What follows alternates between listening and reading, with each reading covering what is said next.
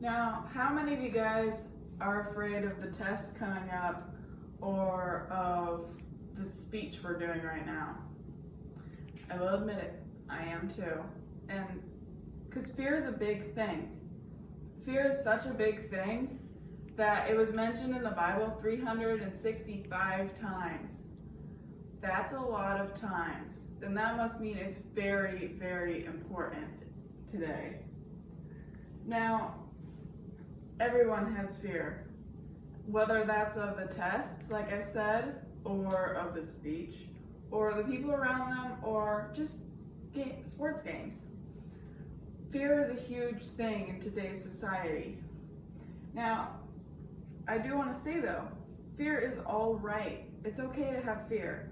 According to betterhealth.gov, which was published on September 15th, 2017, it gives us a survival instinct, and it kind of turns things on when we're really worried. Like, it can keep us safe from heights or bears, or like just make us make wiser decisions when it comes to different things.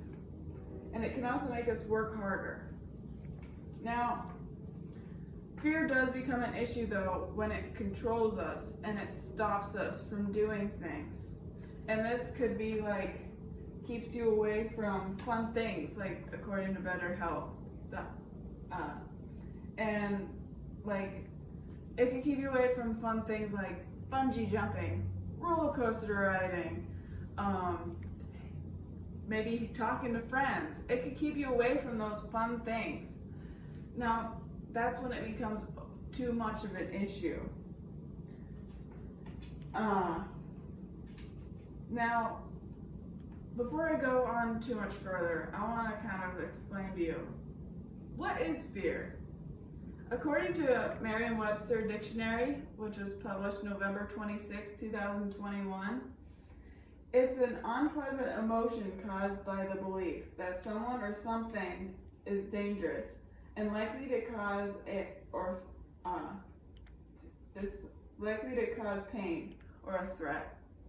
But I think the best definition that I've heard, according to Zach Williams, which the song was made on January 19th, 2016, is fear is a liar. And that's very true.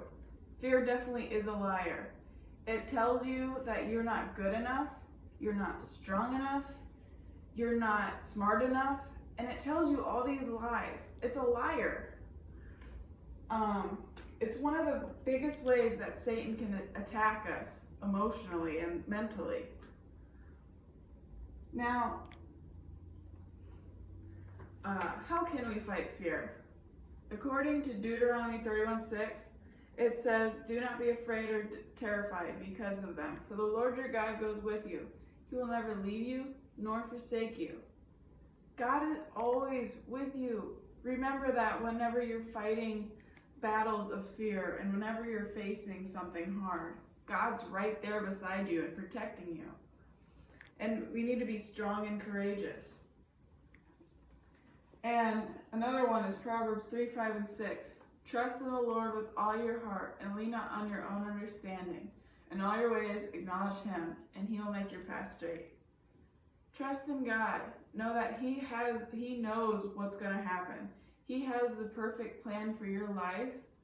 And even if that means failing a test or failing a class, maybe God wanted you to do a different major. Maybe God didn't want you to go in that direction. I don't know, but sometimes bad things turn into better things. And then the last verse, Romans 8:28. "All things work together for the good of those who are called according to his purpose." God's plan may not be our plan, like I just said. God knows the best plan for our lives, and we shouldn't try to control our plan. But enough with the Bible verses. There are many other, I bet a lot of times people will quote at you Bible verses and it's like, okay, well, what do I do when I'm actually afraid? I will give you some tips on how to fight fear. The first thing is to step back and think about it. Actually think about, what am I afraid of? Why am I afraid of this? And think about, like, imagine that it's at its worst. Okay, like spiders. What's the worst thing that can happen with spiders? Like, actually think about that and really notice what's going on. The next thing is just to distract yourself. Go for a walk, look at nature, talk to friends. Just stop thinking about it. Do anything you can to stop. And that will really help to relax you. And the next one is just to face your fears. Sometimes facing your fears can show you, oh, this wasn't as bad as I thought. Or it can at least calm down how much you're afraid of it, to where it's easier and you aren't as afraid anymore. And the last one I have for you is to pray. Because it always helps to be able to talk to someone upstairs and to just tell him, hey, I'm afraid of this. I need your help. Ask him for help. That's always something that will really help you. And so those are the big things that I would suggest that you do whenever you're facing fear. Fear is a big problem, and I know that it's hard. But we need to do everything that we can to stop being afraid.